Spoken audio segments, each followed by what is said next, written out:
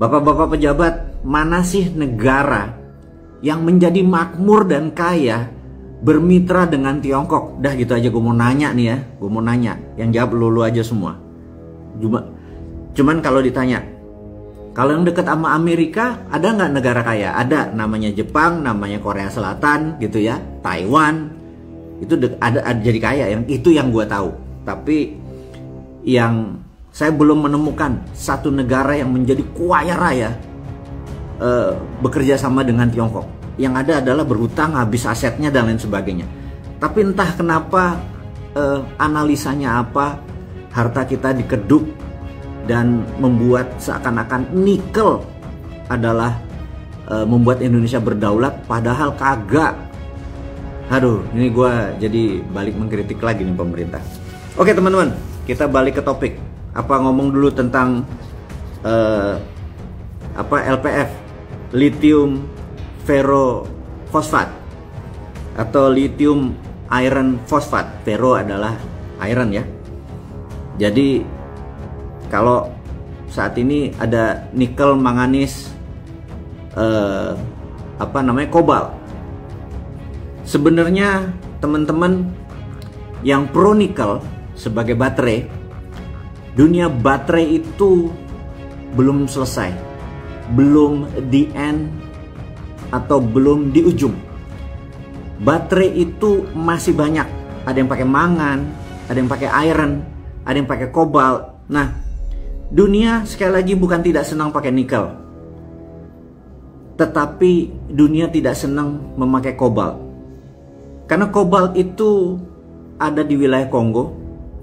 Dan kobalt itu untuk masuk ke dalam lorong-lorong itu, mereka tidak menggunakan mesin tapi pakai anak-anak di bawah 12 tahun karena kecil mereka masuk.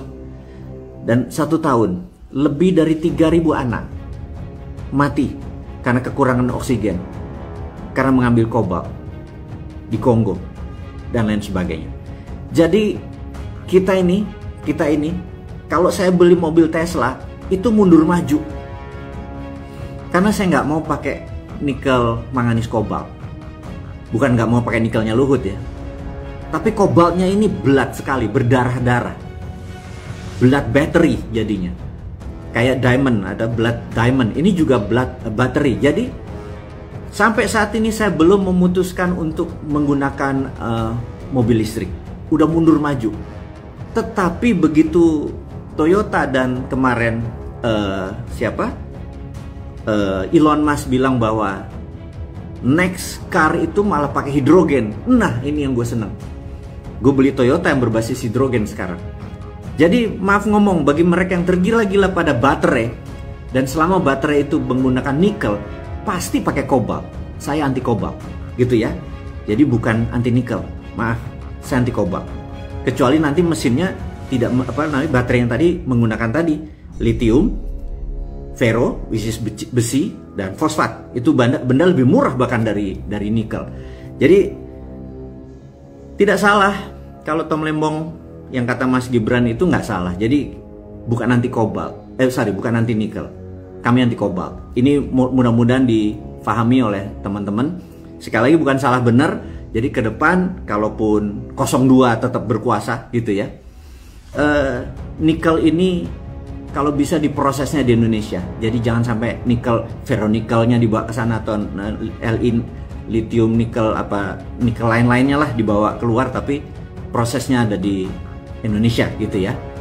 Itu prosesnya ada di Indonesia. Nah, oke. Teman-teman, ada apa sih informasi kenapa minggu malam ini kita selama 30 menit berdiskusi?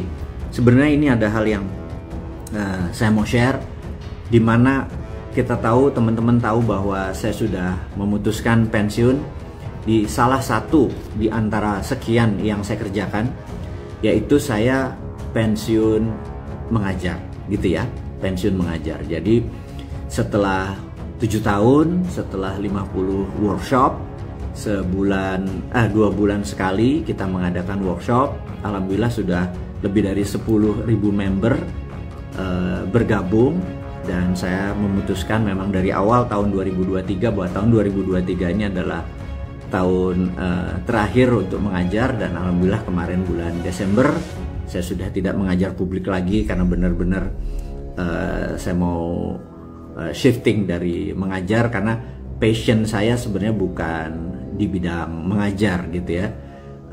Saya ini agak introvert, saya ngomong nggak nyaman di depan publik seperti begini, saya lebih nyaman pakai voice kalau di YouTube dan lain sebagainya. Jadi kita akan mengurangi kegiatan tersebut, tetapi gitu ya, tetapi kita akan mengubah strateginya dalam bentuk yang lain. Nah, ini yang mau kita terangkan. Kita mau terangkan gini, teman-teman pernah mendengar yang namanya entrepreneur atau pewirausaha, betul ya?